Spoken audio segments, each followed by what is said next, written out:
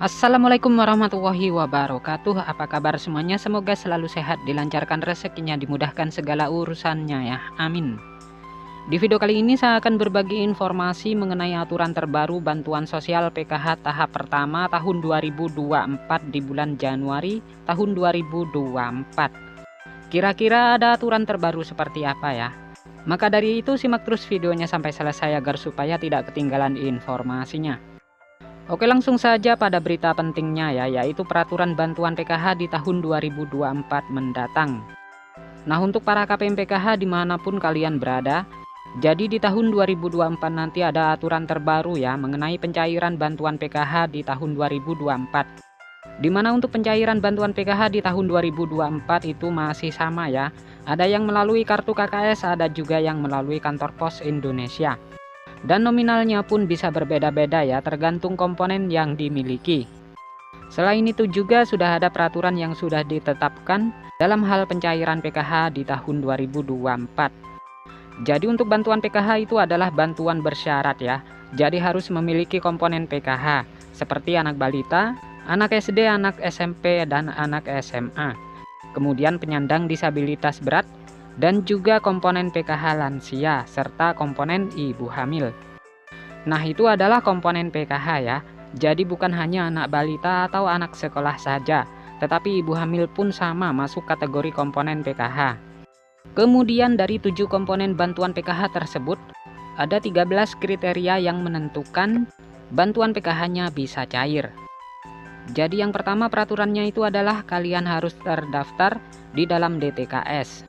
Jadi mulai dari anak balita, SD, ibu hamil, kemudian anak SMP dan SMA, penyandang disabilitas berat dan lansia harus masuk di dalam DTKS dan aktif sebagai penerima bantuan PKH ya. Kemudian peraturan yang kedua, di dalam keluarga maksimal hanya 4 komponen saja yang bisa masuk ke dalam pencairan bantuan PKH. Jadi maksimalnya itu adalah 4 komponen. Kemudian peraturan yang ketiga, prioritas bantuan PKH yang memiliki komponen datanya itu harus aktif dan padan antara di DTKS dengan Dukcapil. Nah, itu adalah yang harus dipatuhi ya, karena bansos itu datanya harus padan dan valid. Jadi tidak boleh ada perbedaan. Kemudian peraturan yang kelima, jika kalian terdaftar sebagai penerima bantuan PKH anak sekolah, baik itu SD, SMP maupun SMA, datanya harus terdaftar di aplikasi Dapodik sekolah masing-masing dan datanya padan dengan DTKS. Jadi tidak boleh ada perbedaan. Selanjutnya peraturan yang keenam, untuk komponen PKH balita yang disebut sebagai komponen PKH balita itu adalah hingga anak yang kedua saja ya. Apabila ada balita ketiga ataupun balita keempat dan seterusnya, maka sudah tidak dapat dibilang penerima PKH lagi ya, karena cukup dibatasi sampai balita kedua saja. Selanjutnya untuk komponen anak balita umurnya itu adalah umur 0 sampai dengan 6 tahun. Jadi jika sudah lewat 6 tahun itu bukan kategori anak balita lagi ya, tetapi sudah masuk ke jenjang anak sekolah SD.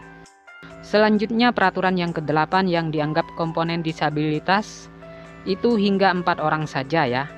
Jadi maksimalnya itu ada 4 orang ya yang bisa menerima bantuan PKH disabilitas dalam satu keluarga.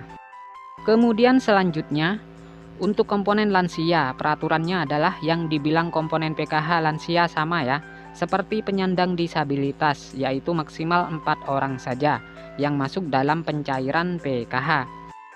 Jadi dalam satu keluarga maksimal 4 orang ya untuk penyandang disabilitas dan komponen lansia. Kemudian peraturan yang selanjutnya untuk komponen lansia tersebut usianya harus mencapai minimal umur 60 tahun.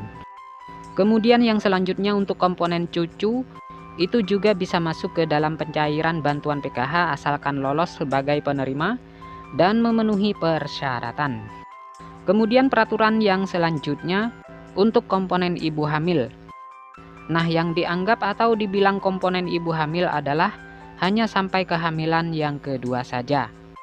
Jadi apabila hamil yang ketiga kali atau keempat kalinya, itu sudah tidak bisa dapat bantuan PKH. Jadi sudah tidak bisa dihitung komponen PKH lagi. Kemudian peraturan yang terakhir, Jika di dalam anggota keluarga memenuhi atau memiliki lebih dari satu komponen, maka yang dianggap penerima bantuan PKH adalah dari nominal yang paling tertinggi dahulu ya. Misalkan ada anak penyandang disabilitas, kemudian juga memiliki anak normal yang bersekolah di jenjang SD. Sedangkan untuk nominal penyandang disabilitas dan anak sekolah SD itu nominalnya berbeda-beda ya. Lebih besar penyandang disabilitas dibanding dengan komponen anak SD. Maka yang masuk komponen PKH adalah komponen disabilitas yang didahulukan. Jadi sudah jelas ya, itu adalah peraturan bantuan PKH di tahun 2024.